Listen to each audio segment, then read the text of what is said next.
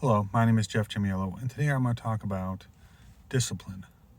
This is actually inspired because I was walking around today with the dog and actually found a book. It's actually a church, I guess the monthly book maybe. It's your guide to a discipleship journey. And I got to thinking, because I actually read it quickly, and it's like a discipleship. It's like discipleship. What the heck? And I'm sitting here thinking when I'm walking the dog, I kind of opened it up, looked inside. I didn't really see any real religious markings in it other than it looked a little bit religious. But it could also be, many other things. Like it could have been alcohol rehab, drug rehab, anything like that. But I'm actually going to comment on that afterwards. I'd actually want to talk about discipline right now. And the first thing we're going to talk about is definitions. Disciples is a very interesting word. It's a noun and a verb. So, some nouns. Number 1, training to act in accordance with rules. Okay. Not the best in the world, but we'll keep going. Number 2, an activity, exercise, or regime, regimen. Ooh, that's a word I haven't used in a long time. That develops or improves a skill. Okay, so an activity okay. So it's basically self-improvement. Okay. 3, a branch of instruction or learning. Okay. I don't know about that one, but you're talking about probably an old definition on that one. Number 4, punishment inflicted by way of correction or training. That sounds kind of military to me. Number 5, belief in accordance with rules of conduct. Oh.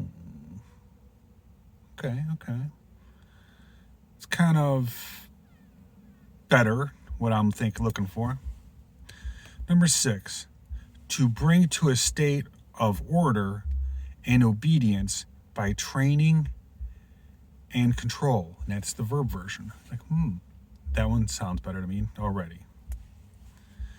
Number 7, to punish or penalize in order to train or control. That's a verb. Smells kind of military to me. Smells kind of like prison to me.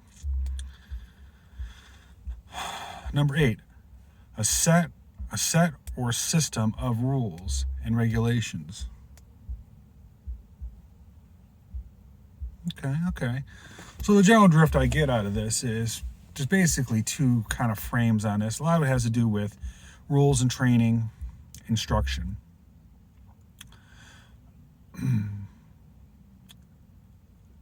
Technically, I guess I'm looking for a combination of the 2, probably.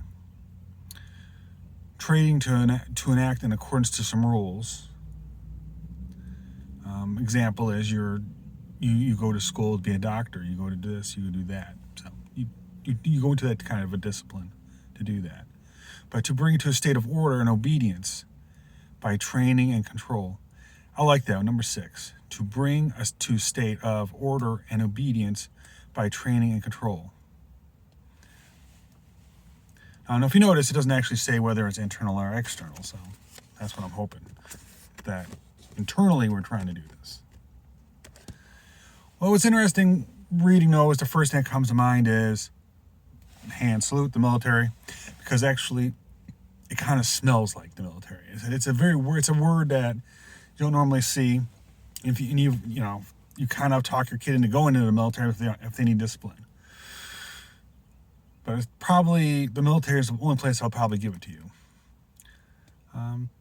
But at the same time, as much as the military gives it to you, that's actually what boot camp is for, is to break a human being down, all the way down to where, I wouldn't say they're worthless, but their belief system is destroyed, so to speak. And it's rebuilt with the ideals that they want to instill.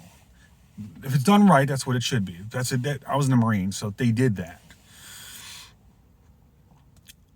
Nowadays, not so much. Now it's a little more PC at this point. But back in the day, you had discipline. It's not to say they don't have discipline now, but I've actually met a lot of people who were in the military to the point where I don't even really acknowledge I was in the military, because it used to actually mean something, like, a slightly better person. And the reason, and this is going to sound a little crazy, but back in World War II, the statistics were 6% of the population was even eligible to be drafted to go into war. And if you volunteered, approximately 50% of them got rejected for any number of reasons.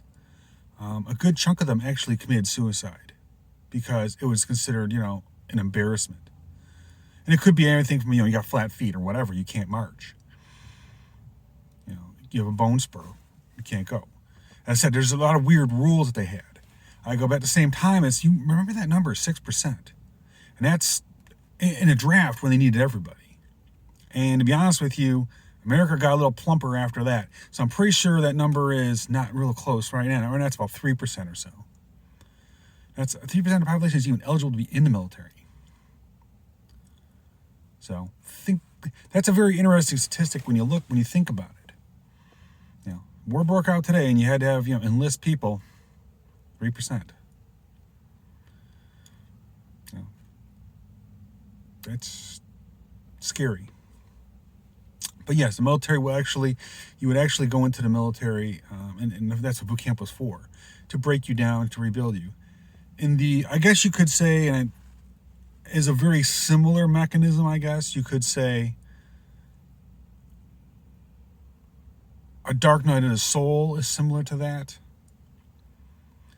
A dark night of the soul is a complete breakdown of your being to acknowledge things. Things that, you thought you had an ego, you don't have an ego anymore. And that's really just a complete breakdown back to your core self. The only difference is I think a dark night of the soul actually introduces to you what your core values are, which you usually don't know.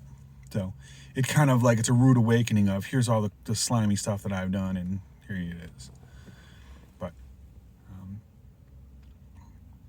so anyway, I've actually saw a couple YouTube videos a while ago about what a dark night of the soul, and it's the phases and steps in it. And I kind of sat there and I thought about it a minute, and I go, God, you sly dog. Okay, because the military does the same thing in a similar manner. That's how I understand it. I understand the breakdown, and it's a surrender kind of thing. You have no choice in this. They kind of not necessarily beat it out of you. They grind you into submission mentally until you have no choice but to accept it. But that's the military, and not sugarcoating it. I said I was in there. I got through boot camp without a problem. Ironically, for those who are not aware, when I was 5 years old, I actually had a near-death experience. And what generally changes a person is you are given instruction from a higher power, Jesus, the universe, God. And it appears that I was told to be a rebel and to basically skirt all forms of indoctrination, I guess. So somehow I got out of Catholic school that I was in, got out of pretty much crawled through middle school and high school. Didn't actually get a diploma until I went in the military. Went through boot camp. Still did not. None of that discipline really took. But then again, at the same time, you look at it and say, well, my entire childhood, I was disciplined as a child. My adopted father would beat me senseless a lot of times, with a belt on my rear. And a lot of some of it actually had nothing to do with me. My little brother would do something. I was supposed to be watching him, and he would go over and whack me. So it's like it was grossly unfair, completely. Mind you, my little brother never got hit a day in his life. So imagine that. But the good news about that situation is it was discipline. At a very early age, I learned life was not really fair. I learned that there's a certain level of discomfort you're going to have to deal with anywhere in life. And it's not necessarily a terrible thing. As I said, when I went in the military, it wasn't all that traumatic. I went through boot camp. It was more physically demanding because I was actually overweight. I go, but it wasn't really traumatic in that way. I somehow skirted out of military on that one too. And, when you think about discipline, you usually think in the military, but, you can think of it a slightly different way too. In people's school careers, when they're in high school and middle school and elementary school. Well, not really elementary school. Well, maybe. Usually, when you get into high school, you start getting into more discipline, or you go into college. You get more disciplined. You get more, my time is more valuable, you could say. And I think that's where some of the discipline comes from in most people, is either they recognize that your time is valuable, and because it's valuable, you don't want to waste it. You only got so many hours in a day. So if you want to get all this done, something has to give. And that's where kind of discipline also is. And people kind of forget that sometimes, and that's just 24 hours in a day, and you want to get the 8 hours of sleep. 8 hours sleep, 8 hours work equals 8 hours of something else. That's kind of how that math works. And usually what we do is we get less sleep to get more of other things done. But I said, what's ironic is in school, usually that's where people, even temporarily, will get some discipline. Now, I do believe that most people are generally disciplined. Not in the way the military is, but the reason I say that is because even when I was in high school, I noticed something very kind of bizarrely weird. Is 95% of your class grade, 95% of it was not really in that many cliques. Cliques like groups. And I define a group to be 3 to 5. Okay, so essentially you got groups of maybe 3 people. It's kind of probably your best friend and your other friend. And that's probably it. 95% of people fell into that category. So no one was really in big, giant groups, unless you were a jock or part of some club. I was in a computer club, so we had 7 or 8 geeky boys in there. So, but regardless, I actually was not friends with any one of them. Let's figure that one out. But oddly enough, popularity has something to do with that, because generally the more popular are, the less disciplined you are when it comes to yourself. You may be disciplined to, if you play the multiple faces kind of thing of this, I have an internal face that I show other people that I like, and external face is something else. We call those two-faced people. There's a lot of them out there. Those are the people pleasers. And for the record, the Lord and the universe and no one likes a people pleaser. That usually get hits with karma all the time. So if you're getting hit with karma a lot, stop people pleasing. And that's the exact opposite of that, is actually being authentic, and that's what I am. I don't sugarcoat much of anything. But that's another place where, discipline is being used. I'm not talking to, back in the day, they used to also hit you with a ruler and everything else. I'm talking, no, just where you yourself have discipline. I think that's what the goal of this entire conversation is, talking about internal discipline, my discipline, not discipline inflicted on me. Now that I think about it, I've never actually had a teacher in school actually hit me. I had a principal once almost come close to smacking me, like punching me. But other than that, if I stop being a wise ass. But anyway, there's actually other places that you could have discipline. Health is actually usually a pretty good one. You wash your hands. Do you eat right? Those usually, if people who follow discipline, have a pretty good discipline with that. Myself, that's where I usually I have discipline in a lot of areas, and that is kind of one of my oopsies. And it's actually not health, it's actually food. I have a tendency to overeat a lot.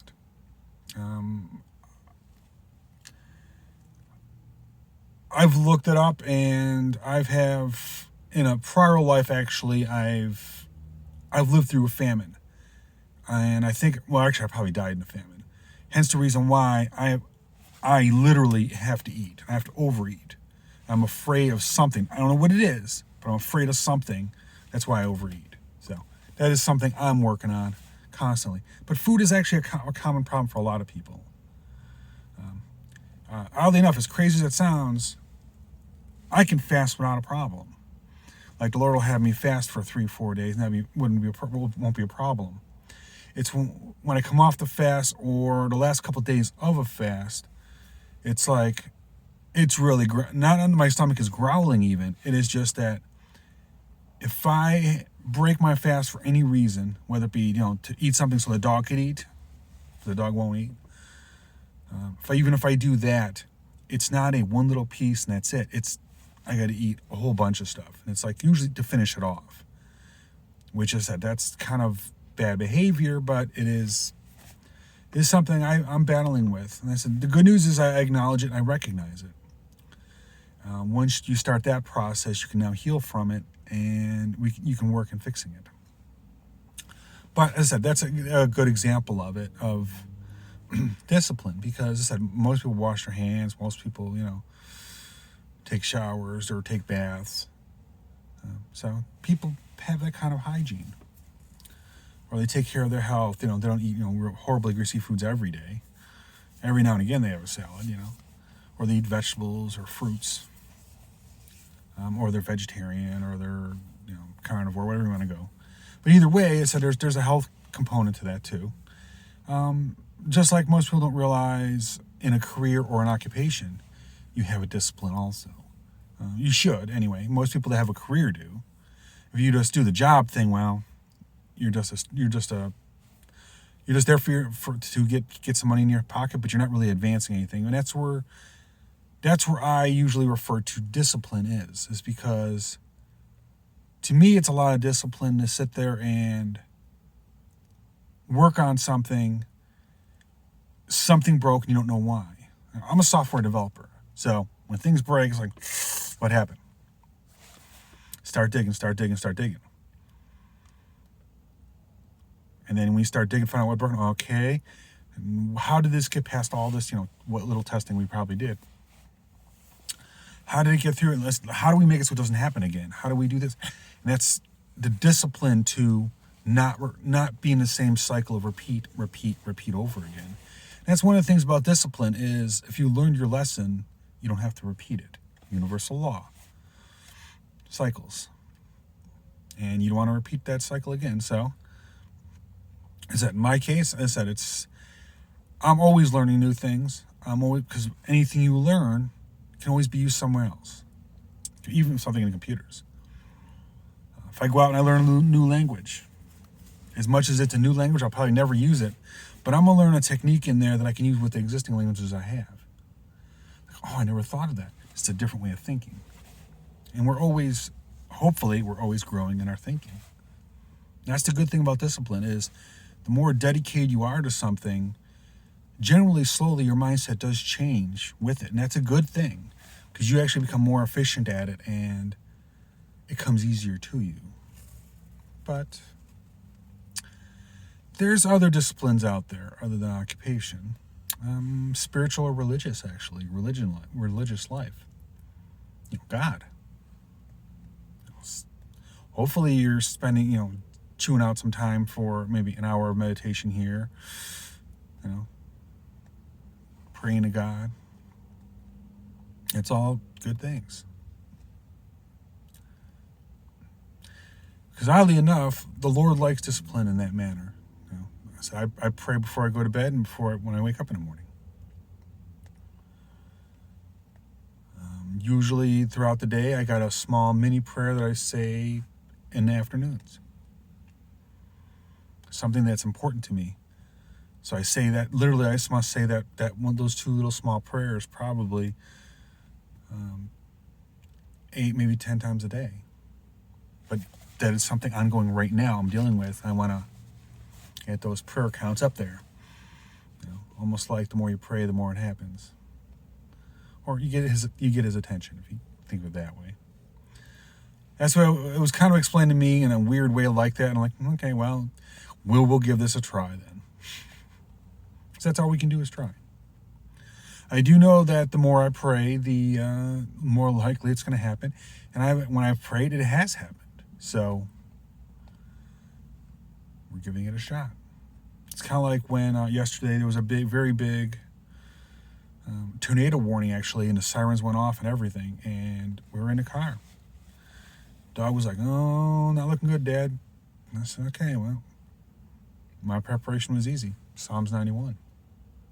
I read that. I read it aloud to the dog. Both sat there and watched it go on. And for those not aware, that Psalm 91 is about protection from God, providing you with protection. But that's what discipline is. Discipline, you should technically have discipline on a lot of things. We kind of always kind of get that wrong. As much as people don't have, maybe it should be said that people don't have the right discipline is what it is. Or people put discipline in wrong things, maybe. People are very disciplined at watching their, football. Or maybe watching their sports games or watching their, shows on Netflix. I go, but are they really neglecting their spirit or their soul? It's one of those things.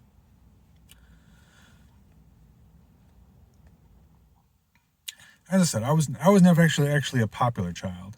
Actually, when I look around, I'm pretty sure 95% of people were not either. There was just some cliques that were pretty big cliques that were there, but they were there for, usually they were part of the school sports team, or they were not really, or maybe they were drinking friends after school. But there wasn't really, you're either part of popular kids or you weren't, and a lot of them were not. It's not a terrible thing. Oddly enough, I'm reminded of a simple fact. Popular people generally do not do great things in this world. As much as that is a crazy, bold statement, it's not so crazy and it's not so bold. If you look at the inventors of the world, they're generally not the most popular people. I'll guarantee you, well, I wouldn't say guarantee, but most people who are your doctors were not, people-pleasing people. It's just the way it is. There's just not a people-pleasing nature to them. Now, if you're an actress, probably. Singer, maybe.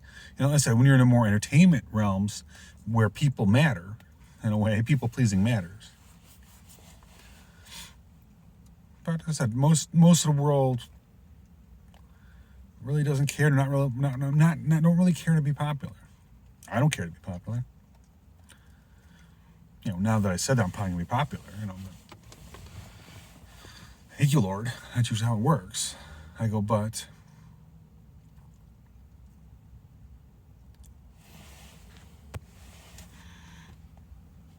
so that is discipline. I said, when you run through the list about things that could be like training to act in accordance with rules, blah, blah, blah, blah. And it makes a little bit more sense because they're all kind of related. I don't like the punishment side of it. That's kind of odd. But discipline is also a word of punishment. The military uses discipline a lot. Or in their text, they don't call it, discipline. Discipline is also doing things uniformly. So when I was a child, as I said, I got into some pretty good habits.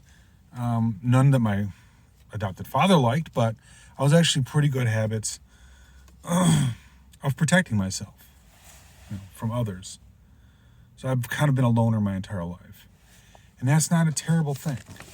It just means that I'm more protective when people are around. But the Lord is working on me to not people please, because that's a no-no. Just like the Lord does not like codependency either. And for those that do have discipline, not to be mean, but you're probably also independent. Now, the problem is the only person that you could pretty much date and be good with is someone who's almost like you. They could be the opposite of you. I go, but they have to be, if you're disciplined, they have to be disciplined. If you are not codependent, or I'm sorry, you're independent, they'd have to be independent too. So there's a couple matches there you have to have. And at that point, you can still be opposite. Example is I'm more of a technical person. So my opposite would probably be a people person. A people person as in person gets along with people, or even in the medical profession, because I deal with technical stuff. So someone have to do with more physical things than me, mental things. Heck, for all I know, I could marry a woodworker for all I know. But as I said, interesting in that there's certain things that really the Lord does not like, and that's codependency and people pleasing. The Lord really does not like either one of those. Codependency, if you're in a codependent relationship, the Lord will blow it up almost every time. You're not supposed to be in it. But that was my talk on discipline. Now, for a brief moment, I'd like to talk about the book I found. It is actually from Southwestern Christian Church, which is down the road. It's a mega church. I have no issue I have issue with organized church, and you're about to find out why. At this point, I grew up Roman Catholic. Now, what's interesting about Roman Catholic is you had a church that maybe sat 1,000 people, maybe 2,000. They would run 4 masses, 5, 6 masses on a weekend. Literally, it's every hour, and the mass literally was like 50 minutes. So people would be leaving, and people would be coming in for the next mass. That's how that one worked. Well, this is a mega church, like mega church. Like you're talking maybe 15,000, if not 20,000 people in this thing. And then I'm reading here, just digging through this thing. So it looks like this is actually like a prayer book for a month, I guess. So clearly they have big dollars, because you can just use this book, Don't get me wrong, there's good things in this book. At the same time, what's your pledge money for them to send money places, millions of dollars. But, when you got that many people,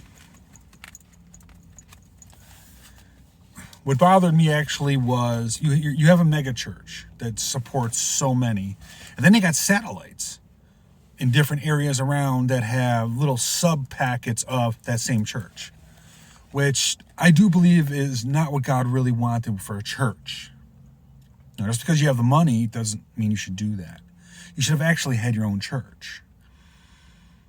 Because back in the day, you didn't go over and, even though the technology wasn't there, you don't go over in Louisville and actually go over and press a button and watch, your church that's in Las Vegas.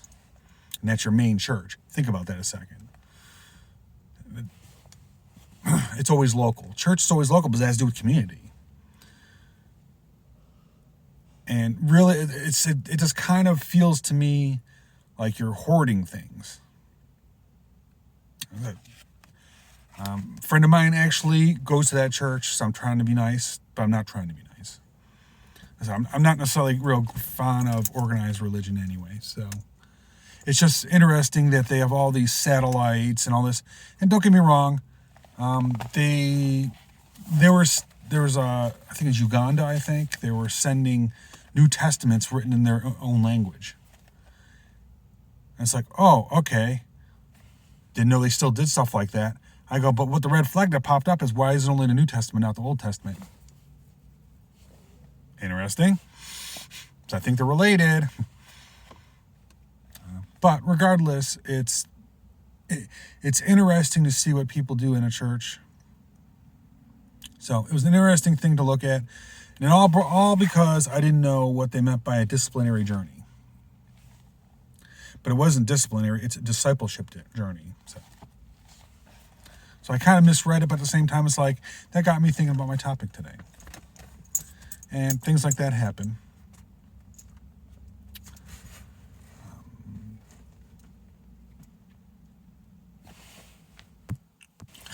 Just really, generally, I do not like organized churches to start with, let alone mega ones.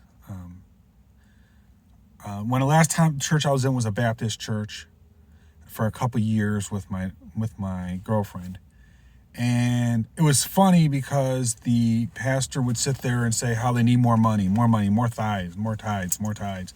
They need all this money because, I go, and then basically tells everybody that we need to treat this like a business. And I bit my tongue immediately, and my girlfriend asked me why. And I said, because if this is a business, you'd be fired. I went to a Catholic church. They run 4 or 5 runs on a Sunday. So anywhere from 7 o'clock all the way up till noon. They ran every hour, they ran church for whoever came in. I go, so if you're concerned about getting the money, you better put the time in, not trying to keep squeezing people. So that was my issue, is you're trying to squeeze people who are already giving you money. You're not getting no new business.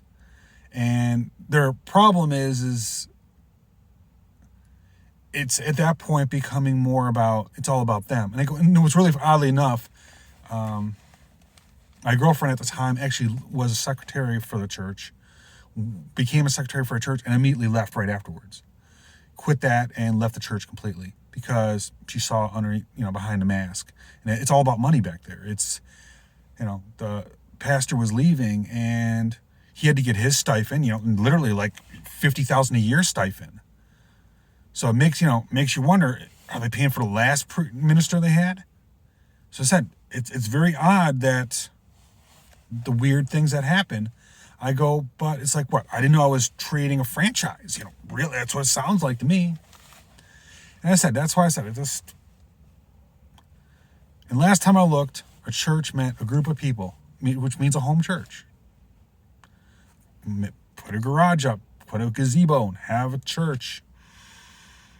And I said, why all this? Let alone a mega church with jumbotron, so you can see, big screens, so you could see, like you see on TV. I said, you can watch them on TV, and it's like, those no different than this one. It's just very scary at the amount of money they blow into this. I'm like, wasn't all this about people? And I think the church forgot about that. As much as, they according to this, they spend $10 million or whatever to don't give Bibles to whatever. I go, yeah, but also, $10 million can also feed a lot of people there too.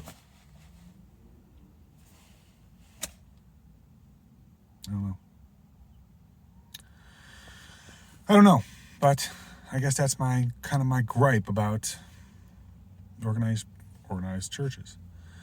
And I said, I don't think any of them are exempt. I said because they all get this tax exempt status, which they should be. They shouldn't be taxed at all, and they're not. I go, but they tend to take advantage of it, and the priests get paid. We think don't get paid. Oh, they get paid. Nuns don't. Priests do. Nuns actually, they just get their food and a place to sleep. That's pretty much it. The reason I know that is actually my great aunt was a nun. And my grandfather actually worked for the church and the rectory, which means he actually, saw them as the priest drove up in his nice new Cadillac with 2 bottles of whiskey because, he can afford the good stuff. As I said, I can't figure out why I'm a little jaded about organized religion, but regardless, it wasn't actually about that. I do challenge you to think about in your life how you can be more disciplined on things. No one's perfect in this world. It's like I'm not perfect with my food. I'm working on it slowly. But because of that, just see what you could help with your discipline. It could be your hobby too, if you think of it that way. Be more disciplined in a hobby. What I've found is actually most times, example is my hobby actually is my occupation also. So I do computer work at home for myself. And I find it very therapeutic. There's no stress there. There's no deadlines. So I'll go do something pie in the sky, and It may take longer, but I'm learning the process and it's relaxing. I found out I can't really meditate all that well. I go, but I can code a lot. And coding in Zen, so to speak, or, in, I guess they call it vibe coding now or something. I don't know. But if you're in a state of relaxation when you code, it actually comes off easier, and we're back to it doesn't feel like work.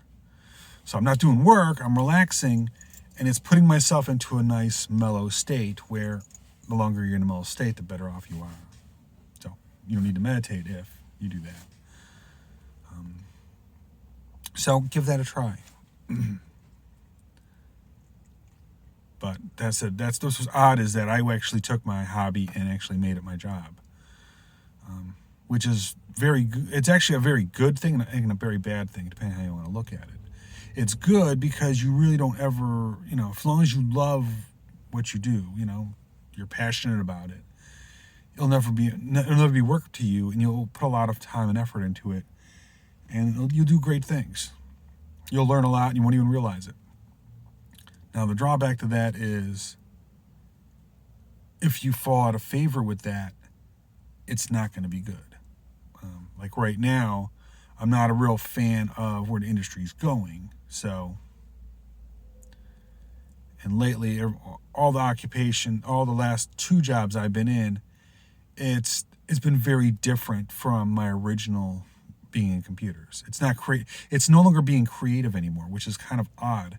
You would say that, why software development is not creative. Oh, it's not. They're making it so that it's a, by the numbers kind of thing, like you're making a car engine up on an assembly plant, some car plant manufacturer. It's not like it used to be anymore. There's no creativity in it anymore. Now, the good news is there's going to be companies that want the creativity, and they'll go over and snag up the people that are creative. But the schools are pumping out kids that are not creative anyway, so it doesn't matter. It's like, tell me what to do. Like, that's not how this works. A software developer who's creative, actually, it's exploratory surgery all the time. Just to recap, I'm a software developer. And when I learned software, it was, here's a book, read it. Okay, let's see what we can do with this. You blow up just as much stuff as you make things. Well, the good news is, over time, you realize don't blow stuff up and how to not blow stuff up. So you're learning good and bad practices, but you're actually getting better in your craft as you do them. You also learn, we're lucky back then because there was nothing. You wanted something, you went and wrote it. There was no software back then. There was no web browser. There was no internet. Oh, you're going back. I'm talking the 80s. When the only book you can find is, quote, basic.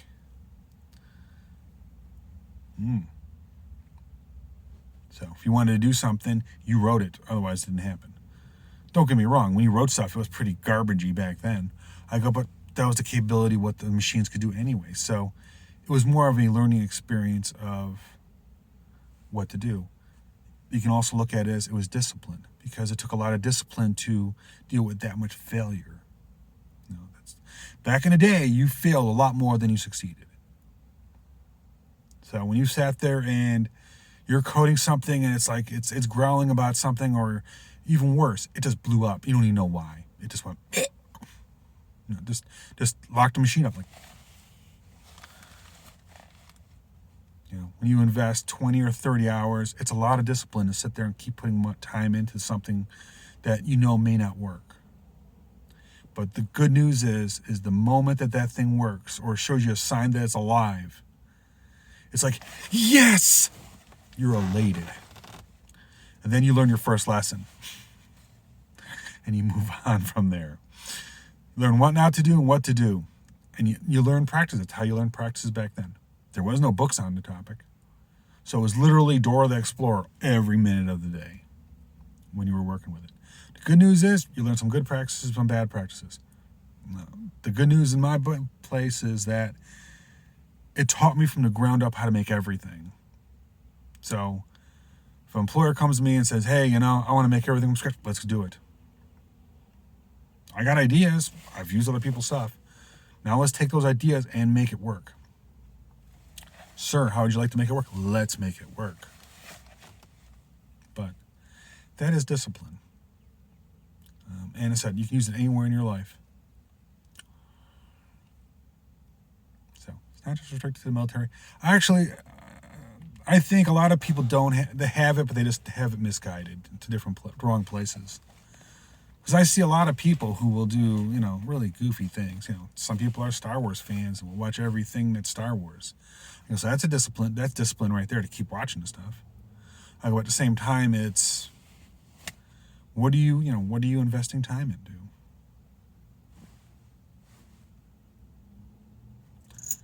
Wherever you put your energy, that's where you're going to go. So, anyway, I'd like to thank you for listening. Have a great day.